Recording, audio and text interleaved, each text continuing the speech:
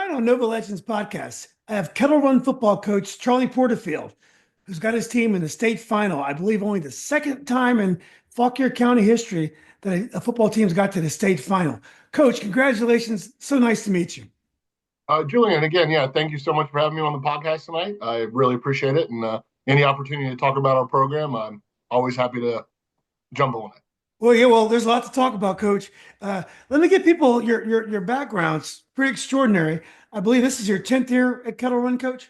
Ninth season, yep. Ninth season. Didn't mean to age you there. You guys advanced to the state final with a 27-7 win over undefeated Lafayette. Yes, Already sir. had beaten an undefeated TJ team to get there. You played Liberty Christian in the final I believe at Liberty, right, Coach? Or is that Yes, sir. Yep.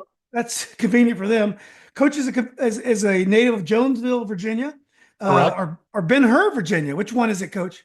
Jonesville. I grew up in Jonesville. I went to high school in Ben-Hur technically, but I was born and raised in Jonesville, Virginia. Is that Jonesville High School? Lee High School is the Okay. name. Okay, Lee High School. Okay, great. You're a 2007 graduate of Elon College. For a while, you were the director of football operations at Elon, I believe, after you graduated. Correct. Um, came to you came to Kettle Run, I guess 2000 and I guess 14 or 15, 14, 16. 16. Yep. Math is bad, and the rest is history. It's been going really well. Like I said before, you got to the state final 2 years ago, lost to Dinwiddie, but you got the team back going again. Coach, did I get most of that correct? Yes, sir. Yep. Okay, great. So first of all, I want to talk to you about Fauquier County. This is my first time I've reached out to you. Sure. You kind of feel like, being a Fauquier, you guys kind of get lost in the shuffle sometimes. You're kind of on the outskirts of the DC suburbs, and yet you're not close. You're not that close to Warrenton. You're kind of in the southeast part of that county. Do you guys get lost in the shuffle a little bit? I think, and my wife and I have this conversation. Neither one of my wife and I are from Northern Virginia, so we don't really have any ties to this area. So, we've always considered Fauquier County to be what, in our minds, would be the cutoff of kind of what Northern Virginia is. Kind of that last county before you kind of get out of what I would consider Northern Virginia or the suburbs of DC. Again, I think we're a small county. With only three high schools. If you look at the three local neighboring communities, whether it's Loudoun, Fairfax, or Prince William, you're talking about counties with double-digit high schools. Fairfax has something, I don't even know how many they have, probably close to 20. So, with us, with just the three high schools, I've always said it's kind of the best of both worlds. We're close enough to the city and again, to Gainesville and everything in Prince William, Fairfax, and Loudoun.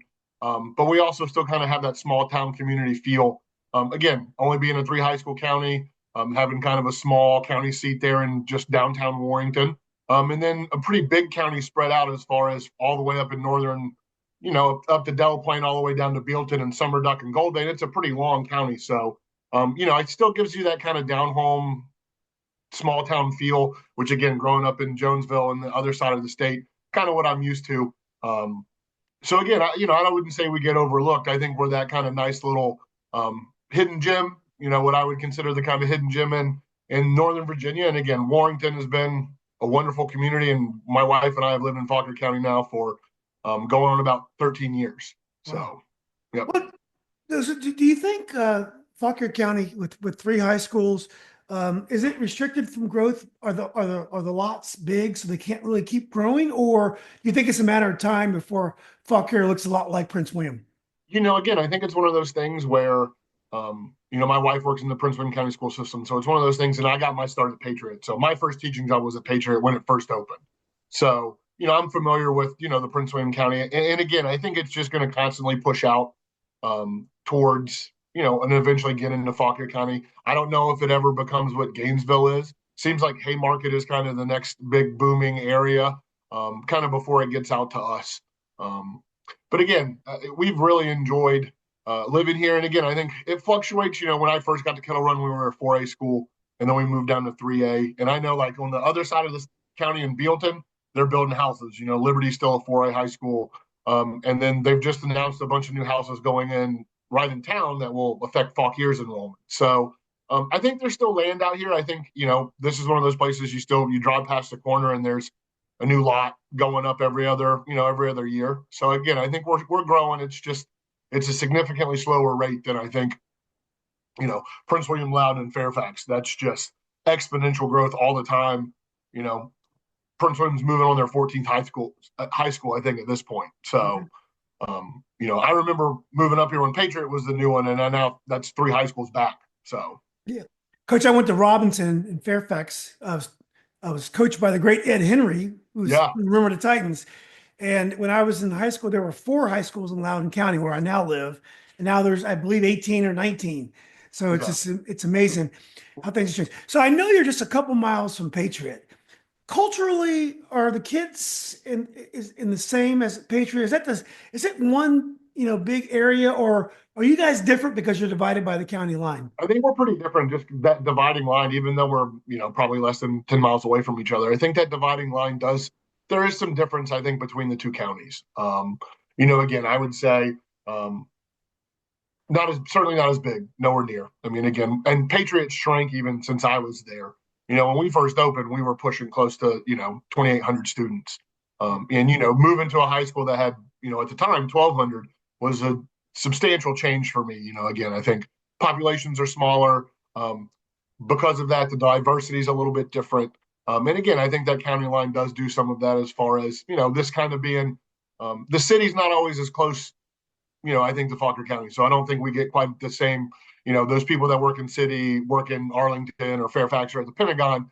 It's a little bit of a drive from Fauquier County. We do see some Prince William County families, that will live in Braemar or whatever it is and can get a little bit bigger of a house. Taxes are a little cheaper out in Fauquier County. So typically every year we'll have a handful of Prince William County, Loudoun County kids move over. Again, I think just looking for a different kind of style of life. Again, it's a little smaller field, but you still get the best of both worlds, being as close to everything as we are. Yeah. Now, do your kids play little league football with the Prince William? Like, will your kids play with Gainesville Bears, or will they play with the Fauquier team for little league football? So I have some kids that do both. I have some kids that grew up as Gainesville Grizzlies, Grizzlies. Yeah. that played for that organization, and I have a couple kids that grew up in Manassas that played for the Sharks growing up. Mhm. The majority of our kids will play for our FYF, or the Fauquier Youth Football League, and they do a great job of that here in this county. They're fairly divided up into kind of the teams that we know, the kids that will come to Kettle Run and all play on a team, and the kids that will go to Liberty and Fauquier, vice versa. They set it up to where those kids will play with each other through Little League, which has really been a huge help for us. Great community coaches. Again, it's a thriving, you drive past in the fall and the fields are full of teams. Numbers are never an issue for the 3 schools in the county. So again, I think they do a really good job with that. A lot of my kids came up through that league. A lot of their dads coached, and again, their sisters were cheerleaders and their moms were involved. So again, it's still that kind of small community feel with that youth league that does feed right into the high schools. Yeah. Well, you mentioned the classifications. You guys went from 4 to 3, but you guys did quite well in 4. You were the champion. I forgot what the district's called, but you were champion 3 or 4 years in a row. So it went really well. Do you think there's a sense there's too many classifications? Do you wish there were just 3 like there used to be when I played? And so, you'd play teams close to you. We wouldn't try to fine tune the classifications by enrollment size. Right. Does that bother you, or you think it's okay the way it is now? Julian, it's always been one of those things where, I grew up same as you, playing in the old 3A. There were 3 divisions and that was it. And then you hear the horror stories from the guys that were coaching back then. The guy I got to coach for at Patriot, Brud Bicknell, who again, a lot of the credit to my career is because of that man. When he was at Monticello, was an 8-2 team and didn't make the playoffs. Or a 9-1 team and they didn't make the playoffs because their one loss was just to the wrong team. Now the vice versa, you could say, there are years that we get into the playoffs and we're playing a 2-8 team, so again, I don't mind the competition. I like it kind of being a little bit bigger and a little more spread out.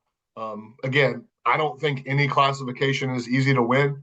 I think a lot of people probably thought, oh, they're going to move to 3A. It's going to be easier.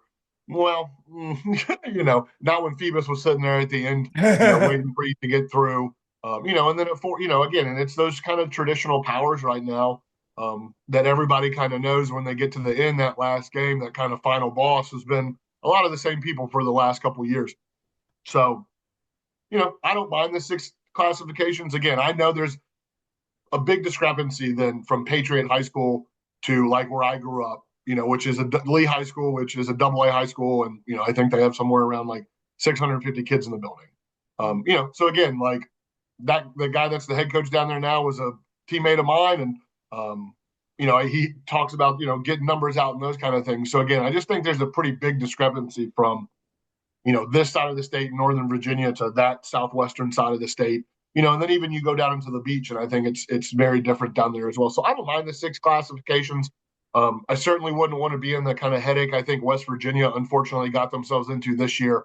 If you were following that at all with their changing of classifications and the lawsuits and postponement of the playoffs, and that affected football and volleyball both.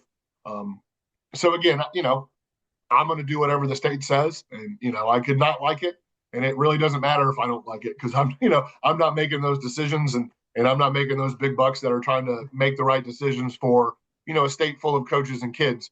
And again, I don't envy those people at all, because I've learned one thing in this job is no matter every decision someone's going to be upset with, you can't make everybody happy. So again, I can't imagine making decisions that the entire state is going to be kind of judging you on. So, I'll do whatever they say. If they want to move us to two, I'll go to two, whatever they want, Well, you talk about drama in Fairfax County. Our football we got drama second to none this year. So I'll put our drama up against West Virginia. I think I would agree with you as well. Yeah, I'm sure you hear about that there. Well, let's talk a little bit about Jonesville. So, Coach, one of my favorite movies is October Sky. Yeah. About the Rocket Boys who won the science contest, national science contest. Homer Hickam ended up being a NASA scientist. A great movie. His brother was a great coach at Northside. Oh, is that right? Great football coach at Northside. One of the boys from that movie, I believe it was one of the brothers, became a legendary coach at Northside High School down in Roanoke. Is that right? Yep. Because I remember getting the off chance to meet him a couple times. At team camp, we were at team camp with Northside, and everyone's like, "Hey, that guy was in one of the brothers from October Sky." So, yeah, legendary, kind of local Southwest Virginia legend. Yeah. Well, I know that movie took place in the late 50s, early 60s. So I know Appalachia's changed because a lot of the coal mines have closed in the meantime. But did that movie get? I appreciate you pronouncing the word correctly. Oh, did I get what was that? Appalachian. You got it correct.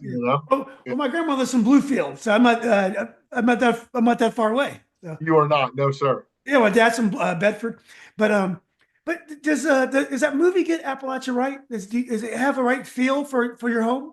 Again, I grew up in a very different time than I think that movie was set in, and again, I think it's one of those things where, my mom is from Shenandoah Valley, my dad grew up in Giles County, so we didn't necessarily have ties to Jonesville. Is that right? Yep, my mom was an art teacher. My dad worked for a telephone company for his whole life, so they moved down to take jobs. And again, I think getting Appalachia right is tough. Again, I think it's one of those unique pockets in the United States of America that if you've never been, it's worth taking a trip to because it is so unique. I think the people are unique. I think the work ethic is unique. I think you grow up kind of isolated. Again, growing up, before the internet, I got the internet when I was in high school, but kind of growing up before the internet, you didn't have a ton of connection to the outside world. It was, whatever you could get into Tennessee and get. So again, I think you grow up kind of appreciating what you have, there in Southwest Virginia. And again, it was a great place to grow up, small town. Clearly I grew up in a town of 900 people. Everybody knows everybody. I went to school with the same kids from kindergarten till I graduated high school. And again, I have a lot of friends that have stayed down there and have really kind of helped, turn that place around. Again, I think when the coal mine shut down and then tobacco industry kind of moved out, there was kind of a void left kind of in that part of the world where, there wasn't a lot of industry going on. Again, I think people have been able to find a way to make it. And again, I think that's something you always say about Appalachian people is, they're survivors. They find a way to make it, regardless of how bad the situation is. mountain people typically find a way to kind of get through it and survive and make the best of a situation. So You don't have a strong Appalachian accent, Coach. I don't. that Yeah. I don't. It's always a running joke. I spent 5 years down at Elon University. That's where I played. Got the chance to again kind of get out of Appalachia and get an education. And then I was lucky enough to get a scholarship and was able to go to Elon University, get a great education, and kind of set myself up for the career that I have now. But my two best friends were from North Carolina and Salisbury, Maryland. So spent a lot of time with those guys, and just kind of over the course of about 8 or 9 years, lost my accent. So there's a couple words that will still kind of slip out every now and again. My wife will bust my chops about when, any ILL words like hill, I have to really think about it, or I'll kind of slip back into the mountain dialect. But no, if I go back down there, I pick it up pretty quick. But lost it now at this point in my life. Yeah. Well, see, it's funny. I always thought Appalachia is more of a basketball and wrestling place, just because it's hard to have football because you need a lot of kids for football. And some of the schools, especially in West Virginia, the schools are small because it's hard to get far away for Yeah. a school. So, but I'm surprised in Virginia there's a lot of great football programs from the mountains. Like you got Bluefield's always good, and there's Graham was always good, really good. Well, So again, and I grew up in a lot of those high schools aren't high schools anymore. Like the teams that I was playing, they've all been consolidated into different high schools. And even Lehigh was a consolidated high school. I believe it was 5 different high schools in Southwest Virginia. They combined to make one high school. So again, like I got to grow up. I was pretty spoiled growing up in Lee County. I got to watch both the Jones brothers, Thomas and Julius, both play high school football. And I have very fond memories of being a small child, probably 8, 9 years old, watching Thomas Jones, run up and down the field. First guy I ever saw pray after a touchdown. And again, when that kind of kid in that very small community, I think his mom was a coal miner. My dad was a telephone man and worked in both counties, so he knew the family. But when you have that kind of attention in that small of a community, he really kind of changed the shape of that community as a whole. Again, in Powell Valley, and Phil Robbins, the legendary coach Phil Robbins down at Big Stone and at Powell Valley at the time, there was great ball. And again, I grew up kind of when Lehigh, my brother was playing. He's 10 years older than me. I was telling my guys, we're getting ready to go to, the state championship game. I remember going to Salem to watch my brother play a state semifinal game. I remember sitting in Salem Stadium watching us play, Salem. I believe Brad Bradley, the head coach at Heritage, was on that Salem team because I remember he and I had that conversation at one point. But again, I have very fond memories of kind of watching that kind of ball in Southwest Virginia. And again, if you kind of push it all the way out to the Salems of the world and the Pulaskis and again, the Christian, all those teams, Christiansburg and Blacksburg, and again, just up and down what Lord Botetourt's been the last couple of years. Again, I'll give shout out to Southwest Virginia at Rye Cove, just made a run at, just got put out in the state semifinals game. But again, a great run for, again, a really small town community. There's not much going on Friday night, but going to a high school football game. And again, it's that old kind of pride that you feel. And, I look at my high school roster and a lot of those names are the same last names as when I was playing.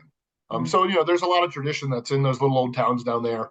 And I know Powell Valley and Appalachia used to have battles, and now they're Union High School and they're a powerhouse. So again, a lot of those schools have kind of been consolidated, but again, I don't think those old rivalries are gone. And again, they still find a way to get boys to come out. I think it's just something you grow up doing. It's part of the culture down there.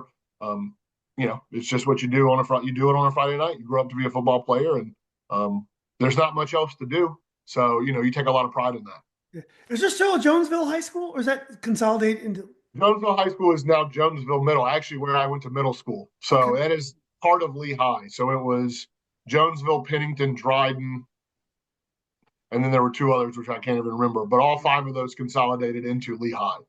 So when I was in college, went to UVA. My lab partner was from Jonesville. I can't think of his name, big guy, but he talked about this basketball player who was a legend in Jonesville. His first name was Winston, but I can't. I was going to look up his last name. I have a state program. He was an All-American player from Jonesville, but I couldn't think of his name. So how do you get enough kids in that area to have youth football leagues? So Yeah. is there enough interest? I tell you, like and again, when I was growing up, we had 5 teams in the town. Get out of here. Yeah, I mean, and it was again every little. But again, I grew up in a different time. We didn't play soccer. We Right. didn't play lacrosse. Yeah. There was no swim team. There was no travel baseball. There was no AAU basketball really at that time. So that's what you did. You played football. You went from in the fall you played football, in the winter you played basketball, and in the spring you either ran track or you played baseball. And that's what you did for the 3 seasons. And again, there wasn't a lot to do in the town, so you tried to be as active as you could and to play as many sports as you can. I mean, I'm just thinking off the top of my head about my buddies. All of us were 3 sport athletes. I mean, there just wasn't much else to do day to day. So you just kind of occupied yourself as much as you can with the sports you love to do. Yeah. Who was your football coach, and what did you learn from him? And Julian, I got a pretty crazy head football coaching story. So I had 4 different head coaches in high school, Wow.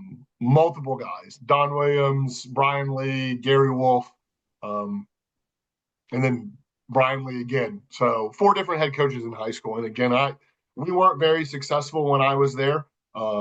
I don't think we ever won more than 3 games in a season when I was in high school. So again, I think I learned a lot of how important it is to have some stability in a head coach as far as, doing the same things every year, having the same routine, kind of knowing, and again, I think it's hard anytime a coach changes, as a player, you have to reprove yourself. Yeah. So any of that momentum that you made with that guy is now gone. And you now have to redo everything. And then you finally may feel a little comfortable, and then it's boom, brand new guy, got to do it all over again. And that's really difficult, on a kid. I think on teenagers, that's a hard thing to deal with. So, yeah, that was a pretty wild one. And then I ended up having 3 in college. So over the course of about 9 years of football, I had 7 different head coaches. If you had to pick one of those 7, which had the biggest influence on the way you coach? Yeah, Pete Limbo. Again, I think I got really lucky. The last guys that I had as coaches were so influential in my life, I think, as far as literally the guy that's sitting here talking to you tonight would not be the guy without the group of guys I got a chance to really play for and then work with. Pete Limbo, who again is super successful in his own right, is now the head coach at Buffalo. They're 8-3, taking them to a bowl game. I think they get to go to the Bahamas Bowl. So again, pretty awesome. He was a guy who came in when I was a red shirt junior and took over. And I knew, honestly, Julian, from day one, you could tell it was different. Like his attitude, his demeanor, his attention to detail, his attention to making sure that the little things were right. And again, I think that's where I get a lot of the stuff that I think I harp on my guys about, making sure we're doing all the little things right. The details are important for a reason. And again, I think he taught me how to run a program, that it's a business and that you're not just a head coach, you're not just coaching football, but there's a lot of aspects to this job, whether it's being in the community, being visible in the school, going to other sporting events, being out in the community, going to the local farmers market, going and talking to people at the local, VFW or whatever it may be. There's a lot that goes into this job that's not football related. And I think he did a phenomenal job of all those things. That guy could run a Fortune 500 company and it would be as successful as anybody. So I think he really taught me how, again, this should be done, in the right ways to do it. And so, again, I had a lot, but I would say that last group of guys, and again, it was a bunch of them. Rick Skrosky was my O-line coach, super influential in my life. Again, I think he's an analyst at Duke now. Brian Newberry, who's the head coach at Navy, was my roommate, let me live with him. So again, I was able to be around a lot of really great coaches, as a player. And then I got the chance to work with those guys for 2.5 seasons before moving up to Northern Virginia. So again, that crew and that group of guys that I was with at Elon, as a player and as a coach, without them, I'm not sitting having this conversation with you today. Yeah.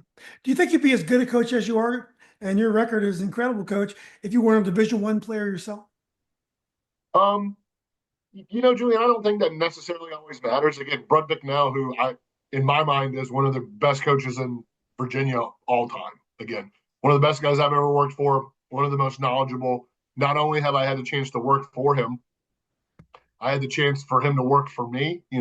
After he retired at Patriot, I was able to convince him to come out of retirement for 3 years and be our offensive coordinator, at Kettle Run. So, and he played at Ohio Wesleyan, which is a tiny D3 school that plays, up in the Pennsylvania, Ohio Higher Academic Conference. Brian Lowry, who was my offense coordinator for 6 years at Kettle Run, who was the head coach at Eastern View, was a student assistant at Liberty, but never played football. And again, my mentor, Rick Skrosky, was a small 5'8" DB at Ramapo. And again, was the best offensive line coach that I'd ever been around or ever had the chance to work with. And again, he used to always tell me that a good coach can coach anything. You don't have to necessarily have to play it. You just need to be able to kind of understand football. I think it's helped me with recruiting. I think that's one of the big things, just kind of knowing what it takes to play at that level, to make it through 5 years.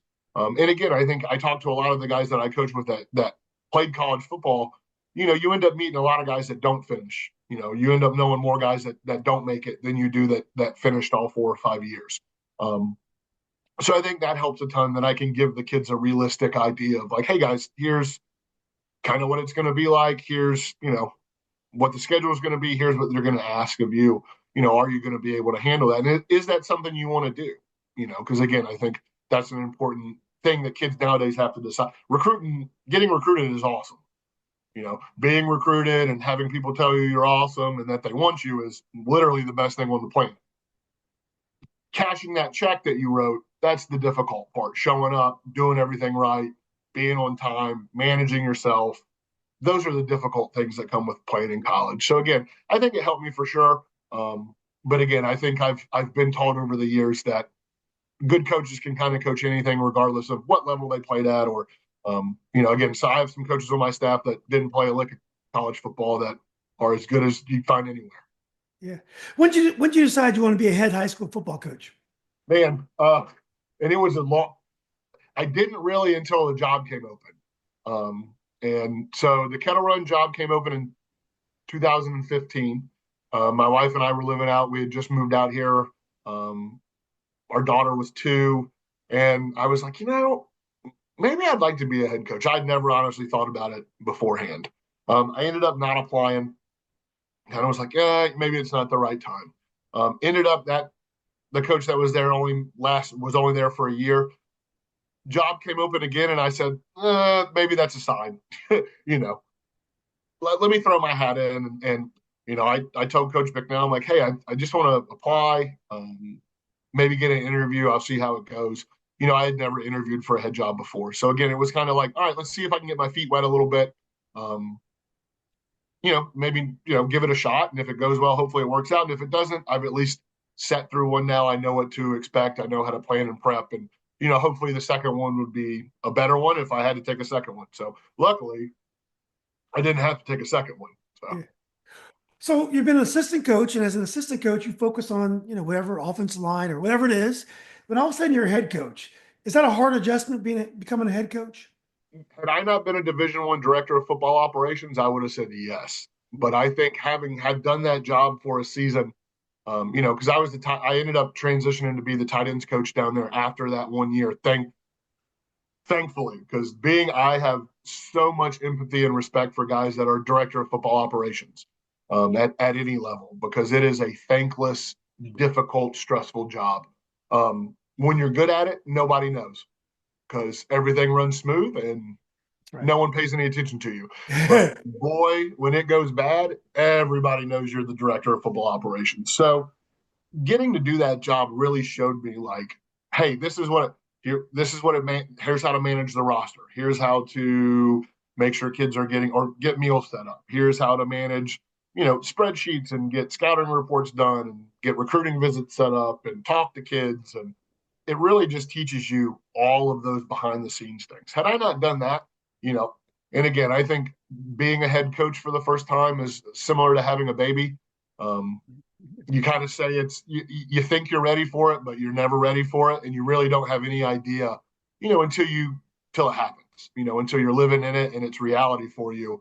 You think you're ready, but you really never are, and you just kind of hope you can figure it out kind of on the run. And I've been lucky enough to kind of it's gone my way. And again, not certainly not all the credit to me. I've been surrounded by great people who have made it pretty easy to be successful at Kettle Run. Yeah. Did you have strong ideas about tactically how you were going to play, that what you wanted, or is that one of those things that kind of evolved as you became a You head coach? know, and, and again, I got a really lucky break getting a first high school job with Coach Bicknell and Tom Sutliff, who is he's his defensive coordinator at Monticello, and then a Patriot who is our linebackers coach at Kettle Run now. Um, you know, I had some ideas. And again, I think you come from college with ideas of what high school football is going to be like, and then it's nothing like what you thought it was going to be like. Um, but again, I think in my mind, it was it was the things that took to motivate me. And again, getting to watch guys that limbo staff at Elon get a group of guys to kind of believe that they can win for the first time. Because we weren't very good, going through kind of all those coaching transitions. And then for myself in high school, that was the first coach that ever showed me how to win and like kind of taught me how to win, what it takes to win, the weekly grind, the dedication, the sacrifice you have to make to win football games. That one game a week, how much prep goes into getting ready for that 3 hours. So again, I had some preconceived ideas, I think, of how I was going to run it, and then very quickly trimmed and pruned those and got those shaped into, because again, I think everybody has ideas. I think the really important thing about this job is learning how to be malleable, flexible, take the cards, you got to play with the cards that you're kind of given. And not everything is going to fit every type of kid. College is a little bit different because, hey, if I like this style of quarterback, that's the only style of quarterback I'm going to recruit. Yeah. I got to play with whatever walks through those front doors in August. That's what I got. Yeah. So again, I think learning how to do that was really important for me at the high school level, just to adjust what we're doing to fit the kids that are in the program at the time. Yeah. Well, Coach, I noticed on your website there's a great picture of you and I believe your assistant coach praying maybe before or after a game. Football is a lot like combat. You go out there and you put yourself out there. It's a very violent game. That's just the way it is. Not only that, there's a lot of pressure on these kids. It's a lot of pressure to deliver. Is that a big part of your coaching as well? I'm not a very religious man myself, but I have staff members who are, and I understand the importance of that. And whatever higher power there is, I will support it. And again, I think for me, it's like kind of like you said, it's that time for a camaraderie, regardless of whoever we're speaking to. And Delmar Christian, our defense coordinator, who again, a godsend for me, just because he's been with me since day one. One of the first guys I hired. He's been my defense coordinator for 9 years, and really key to our success because our defense is just always so prepared. He leads it every week, and again, I think it's one of those things where it's just our time to come together as a staff and focus up. The boys do their own thing, and we do our own thing. And again, I think we try to respect whatever your feelings are or whatever your emotions are when it comes to that. Really, I'm one of those guys that some guys do, but I'm a big believer in there's two things I try not to talk about a lot in football, and that's politics and religion. Those are two very polarizing things. And again, I think football is one of those things where everybody from all backgrounds or beliefs can find a way to kind of come together and achieve a common good and all this kind of cliche great things that football gives to us as people. So again, I think it's something that we've always just kind of done. We started a couple of years ago and we've done it. And again, it's I think for us, it's that time really just to kind of focus ourselves up as a group. And a lot of it's about, making sure that we're putting the guys in the best situation, that everybody's staying safe, because again, it is a violent game. And I think at the end of the day, we understand it's a game and we want all those boys to, walk away from that healthy and happy. And again, feeling as successful as they can. Yeah. And you don't want Liberty Christian to win the praying battle before the game, that's for sure. So Coach, one of the things I noticed about your record, you had success right away, but then you had a tough season. 2019, you're 1-9. What did you learn from that season? Sure, Did a lot. it make you, what's that? I'm sorry, Coach. I learned a lot about that season. That was, again, I think an eye-opening experience for I think all of us. Again, I think when we went into that season, Certainly not the expectation. Certainly not indicative of, I think, the work that the guys put in throughout the course of that off season. But again, one of those things where it kind of showed me that sometimes it doesn't matter how hard you work and how much you prep, and things just may not go your way. I think that was a hard lesson for that group of kids, to kind of ultimately take. But from that team, we have produced numerous all-state players, college football players, guys that were on that state championship that in the 2022 team. Those guys that were seniors were freshmen that 1-9 year. So that crew of kids really kind of got this going back in the right direction again. We had some stuff going on. We had some locker room issues, and some things I don't know if I was quite ready at the time to kind of handle it. I think I learned a lot about managing the team, managing the locker room, and again, trying to learn how to get guys through a situation where they're doing everything you ask and it's just not going their way. And that in life is a difficult situation to be in. So again, those guys bounced back.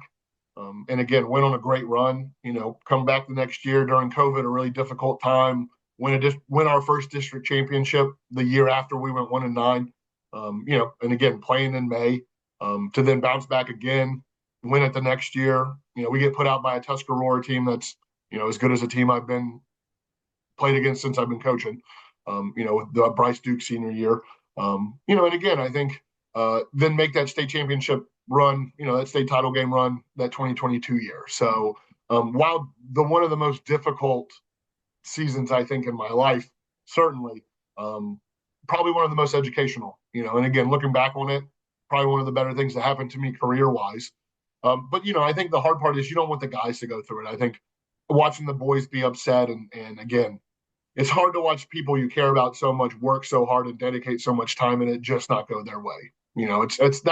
That's one of the hard things about the job. I think you get so emotionally attached to these guys, that you don't ever want to see them upset. And it's again watching them take 9 losses. It's tough over the course of a year. So, well, Coach, you had a historic season in 2022. I believe you ran into Harry Dalton, who's a USC commit from Dinwiddie.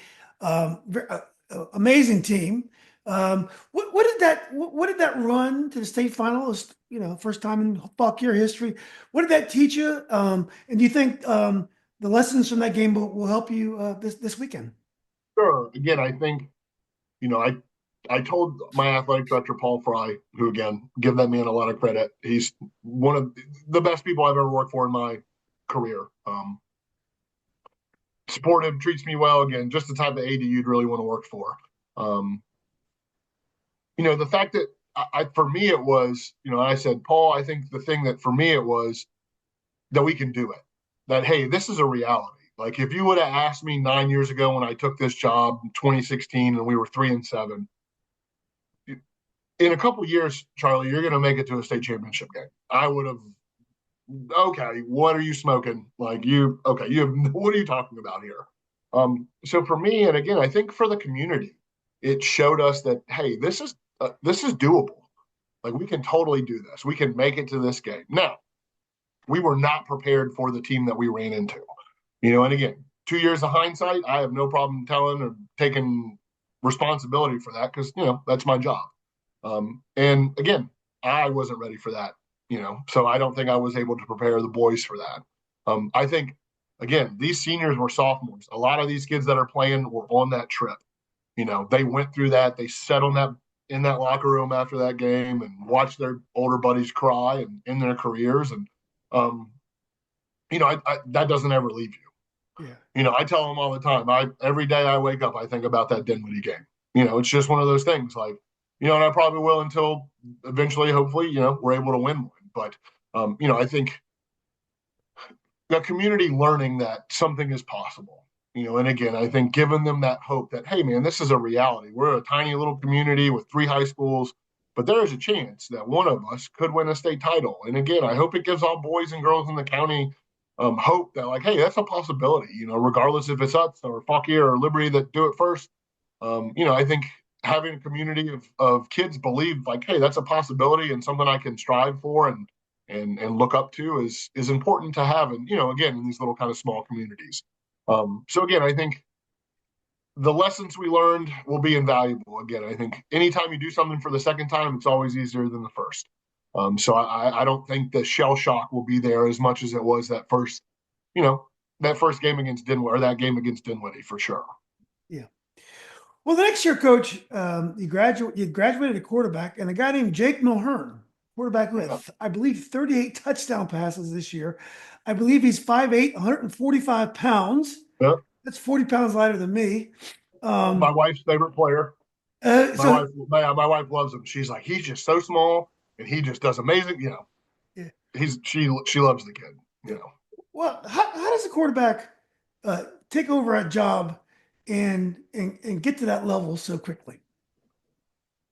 Again, I think Jake had a tweet. He tweeted something out that, he's been on the varsity team for 3 years, and the state championship game will be his 42nd game. That kid's played a lot of football, and again, he's been a kid that I think we knew was on our team as an eighth grader. Our eighth graders are allowed to play up with us, so we play eighth and ninth grade football combined. So we got that kid as an eighth grader, and again, I think we knew he possessed some special traits, things that you can't teach kids how to do. I think some natural leadership qualities. There's a moxie about Jake that, you can't convince a kid to have. Quarterbacks have to think they're the best because it's the toughest job for a reason. Again, not only in football is it dangerous, because all eyes are on you and everybody wants that hit. It's mentally stressful and emotionally stressful, and you're managing 10 other guys are looking to you for the answers, and 10 other guys are looking for you, and a whole sideline and stands are looking to you to run the show. And I think Mulhern possessed a lot of those qualities young. Like we knew he had those in him. The state, that 2022 year, we were able to get him a little bit of time. He played some receiver for us, and, we got him some mop-up duty here and there. But he did everything in his power to be ready to take. As soon as we handed him the keys to the castle, he was ready to unlock that door and walk right in. Which again, there wasn't a ton of growing pains with him. He does everything you want a kid to do. He plays 3 sports at school. He's the point guard on the basketball team. He's a pitcher on the baseball team. He has a personal trainer. He throws with the guys. He plays on a 7-on-7 team. He does 7-on-7 with us. He just does everything you'd want that kid to do. And again, I think to be a successful quarterback in today's brand of football, I think you have to do those things. I think you have to be willing to, I know there's been times that he hasn't gone out with friends or, got to go do stuff or had to make decisions about, I got to get up in the morning and do X, Y, Z, or I got training tonight or whatever it may be. It's easy to have some of those intangible qualities that he has, but his willingness to kind of work, sacrifice, to dedicate himself to being, the best that he could be. And again, I think he kind of knew, like, maybe people aren't going to give me a shot because I'm small. I've always been a big believer in if you can do it, you can do it. And again, I'm not lining up against SMU or Clemson tomorrow. So, it's one of those things where you can have a smaller quarterback and still be totally fine. You may not be able to do the same things you can do with a 6'5" quarterback, but there are things that he can do that a big kid can't do. And again, I think there's things Mulhern does that some of our other quarterbacks in the past haven't just been able to do with their ability to read, to throw the ball, to, again, incorporate some of those baseball skills and basketball skills of, throwing off platform or spinning out of hits and not taking weird hits or, just doing those things that, again, a kid that's grown up just playing multiple sports his whole life is able to do. He's just a great, well-rounded athlete that has really great intangibles that a quarterback need to be successful. Yeah. What explains his durability, being that small, 145, and playing 60, I think you said 60 varsity games? How do you explain that?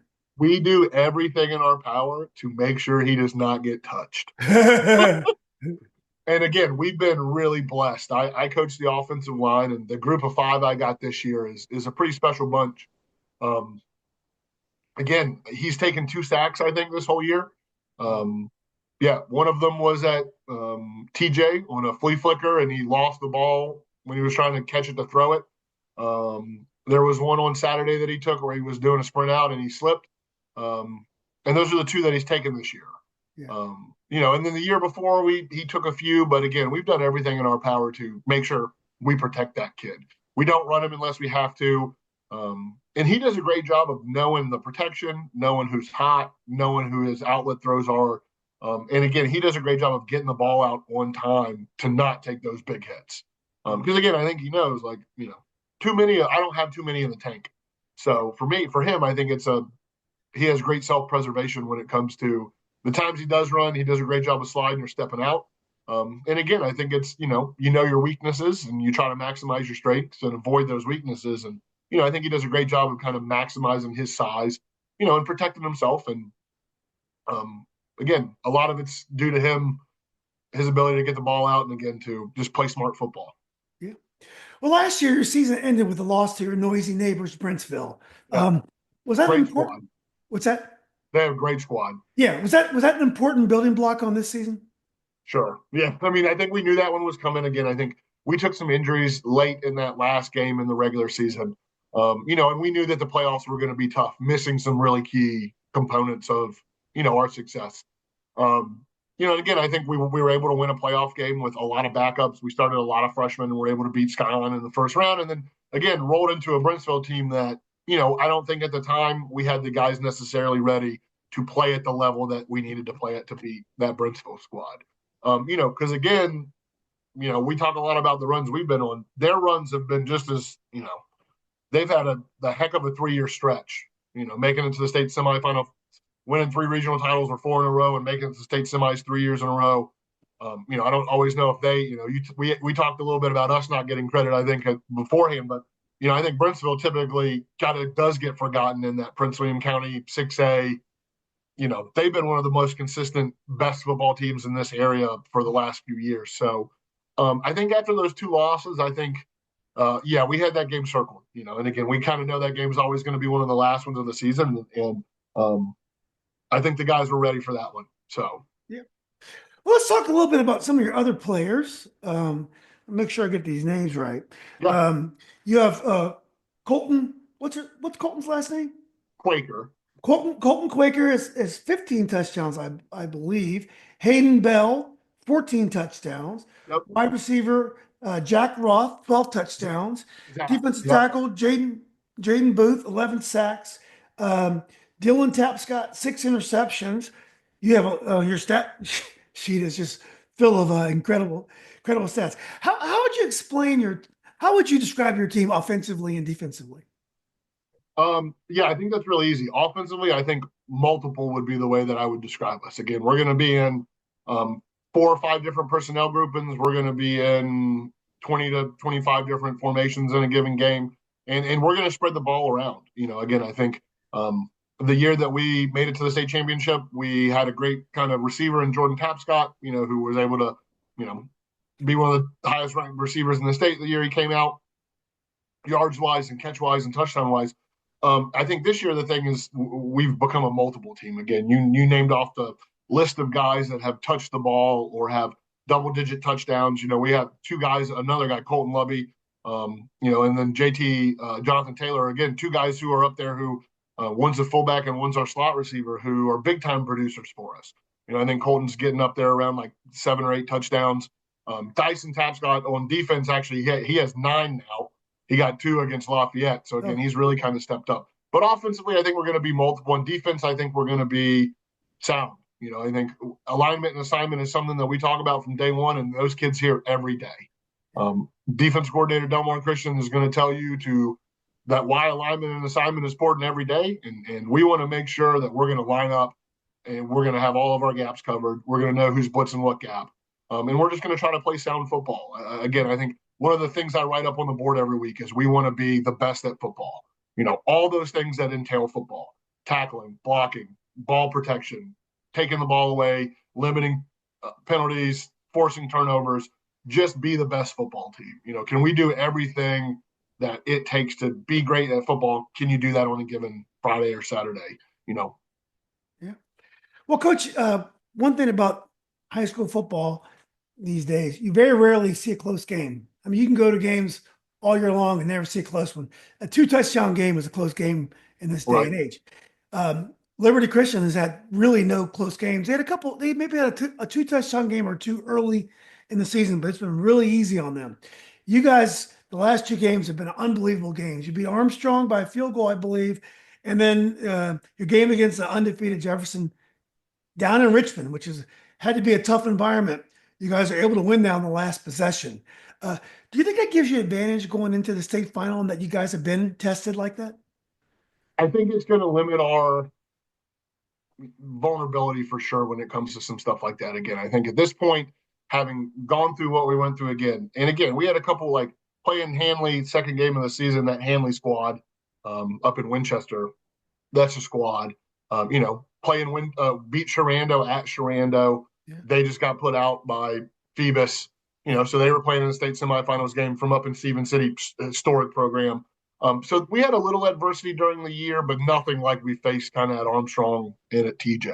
Again, and for me, I think those were the biggest kind of question answers for me. Do we have a shot at this? And again, I think those for me have kind of solidified my idea that yeah, there's a realm of possibility for this to happen.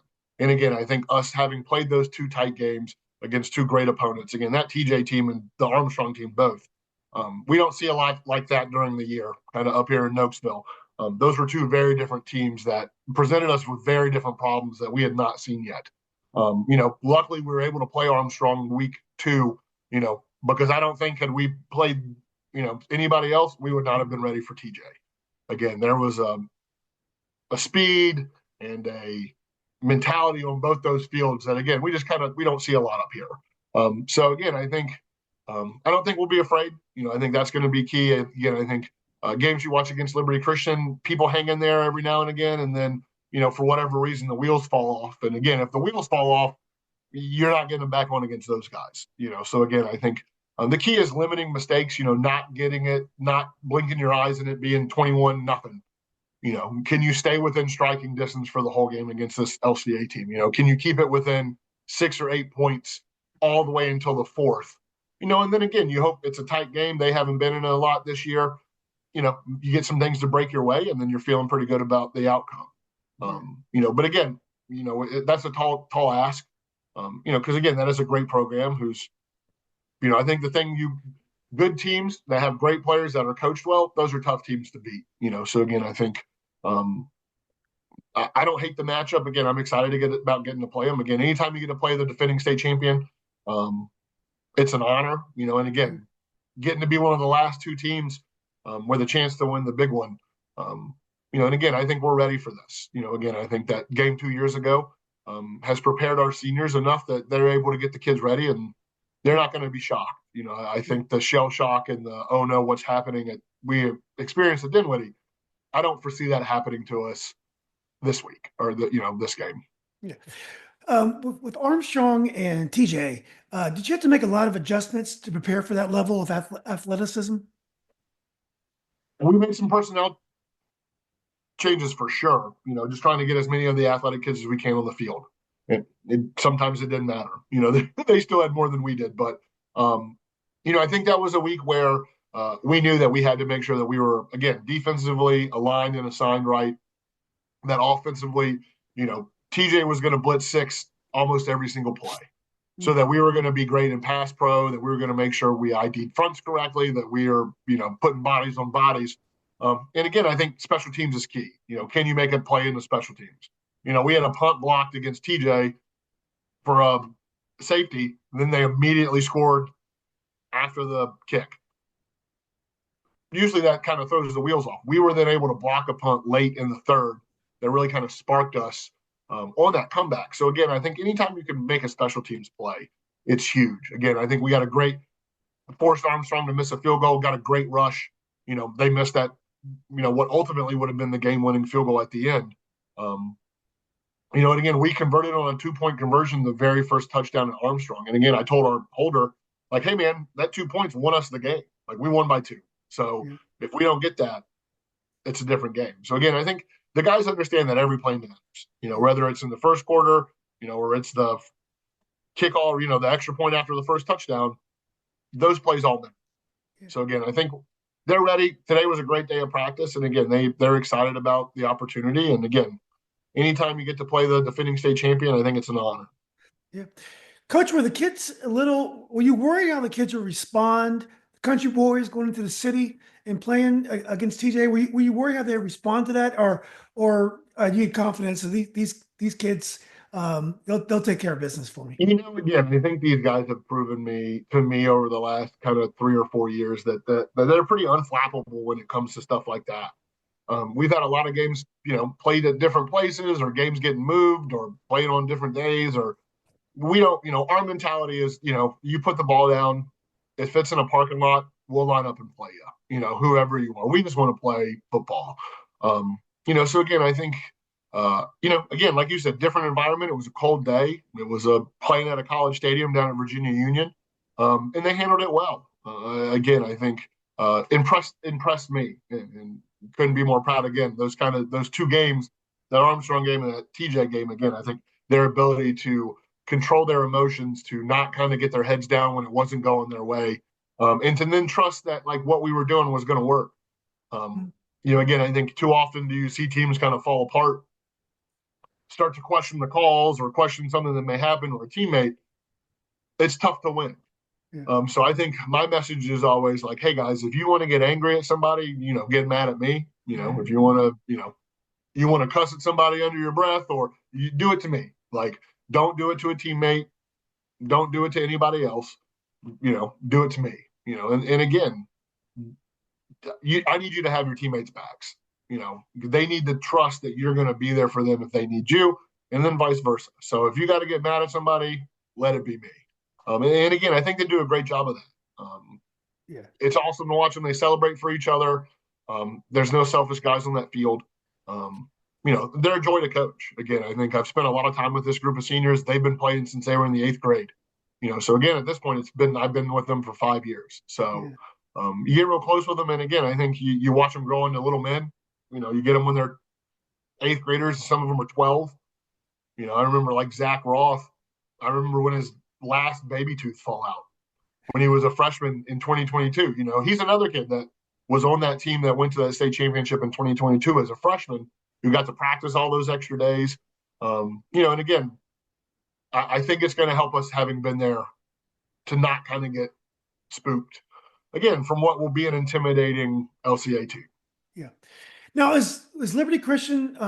How would you compare their athleticism to a team like TJ? Sure. Again, I think they have a kid. I think the running back at LCA is special. Gideon is an elite level running back. He's going to Clemson for a reason.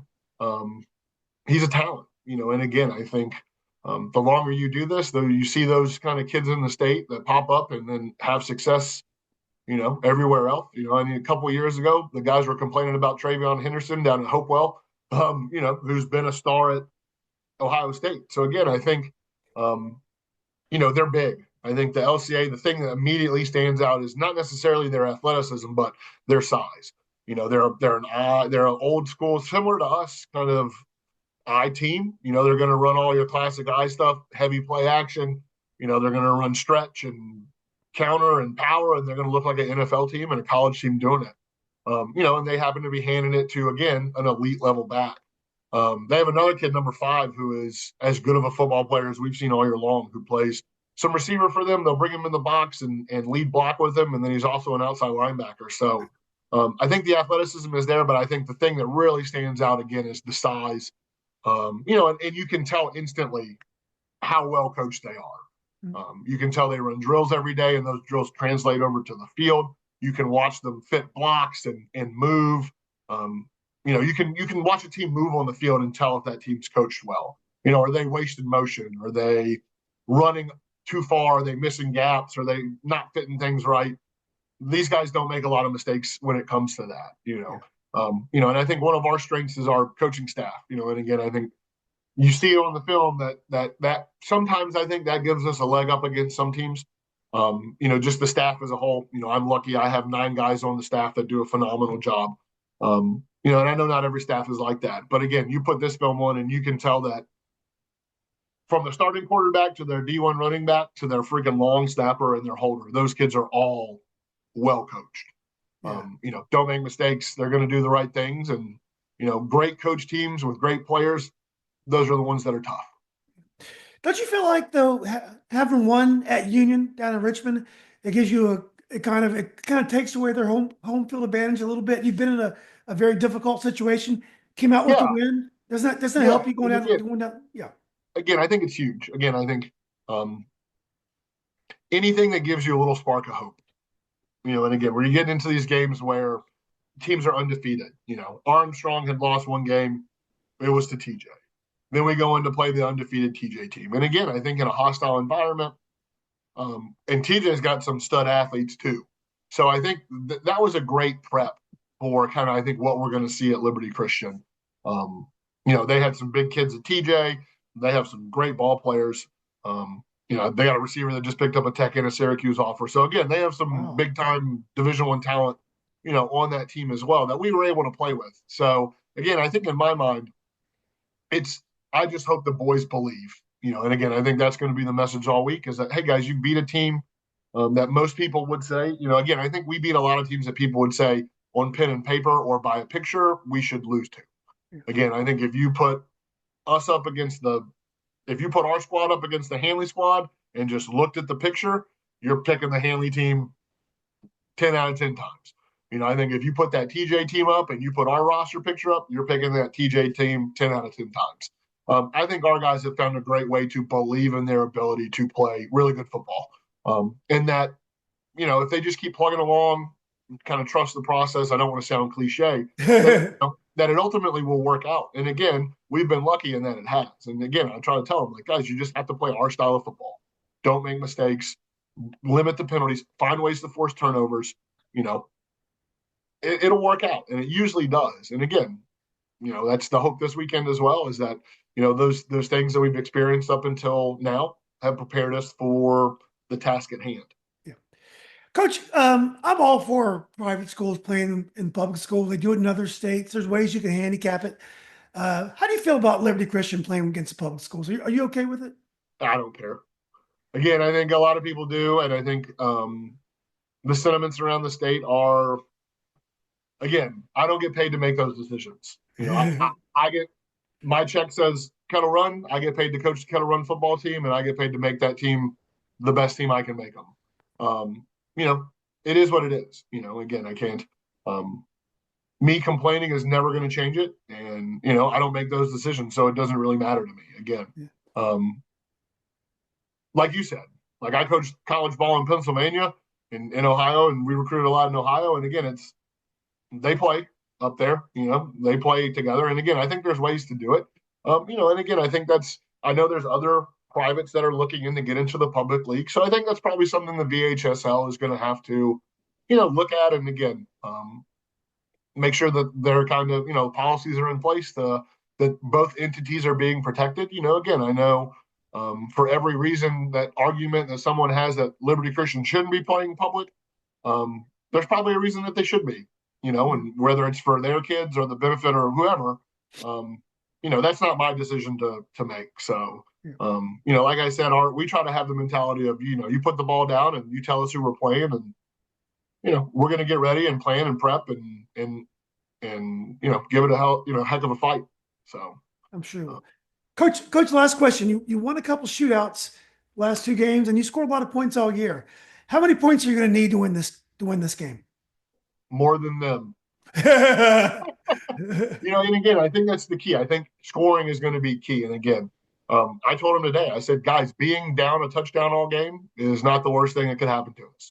If we're down 6 or 8 points, 7, 8 points, even if it's 10, if you can keep it within striking distance, put them in a tight game in a situation they may not have been in.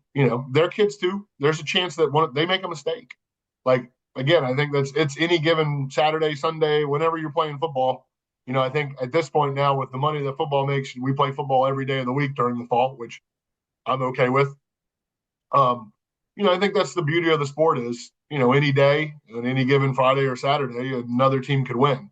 So again, I think we're excited about the opportunity to get to play those guys. And again, I think we're going to have to be able to score points. That was the message today. Like, we got to score. we got to understand that they're going to get some. Like the idea of going in and saying we're going to shut LCA out is just not reality.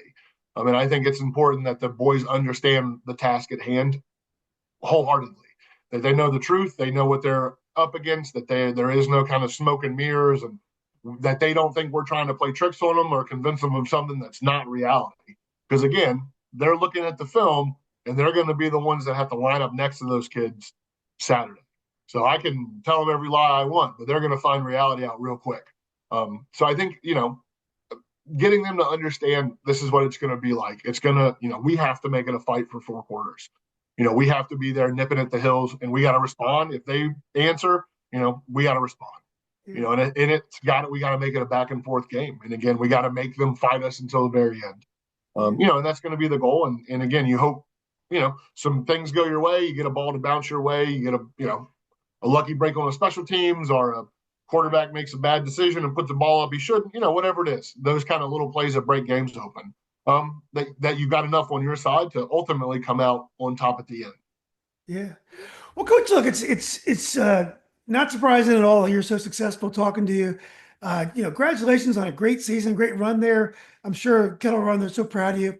My niece is a chemistry teacher at Kettle Run. Her name is Madeline Hartz. She's Yeah. This is my wife's niece. I'm gonna have to tell her I did this. I had a great relationship with her when she was a kid, as a student, and again, absolute joy to have worked with her. Having her back in the building. To me, like, I have 2 guys on my staff that were Kettle Run alum. I think there's 6 teachers in the building at Kettle Run that are Kettle Run students. So if that tells you anything about the school, again, typically most kids don't graduate high school and then immediately be like, I want to. No, it's hard. Yeah. No, it is. And again, I think we have a lot of kids that do that. And again, for me, that always kind of tells you a little bit about the kind of place, the kind of people that are at Kettle Run, and the kind of school that it is. So I'll make sure that I tell her I did this. That's awesome. Yeah, and also, like, as you're saying, the school looks out for its own, which is also great. That means you deserve the success that you've already earned. But anyway, Coach, like I said, I enjoyed this. Next year, I promise you, I'll get down there for a game. Yeah, that would be awesome. Yeah, but I'll be watching online, and just wish you the best of luck on Saturday. All right, awesome, Julian. Thank you so much again for having me on. It was an honor. Oh, Coach, this is great. I really enjoyed it. Yeah. Have a good night. Care. Good luck, Coach. Well. Take care. All right, bye-bye.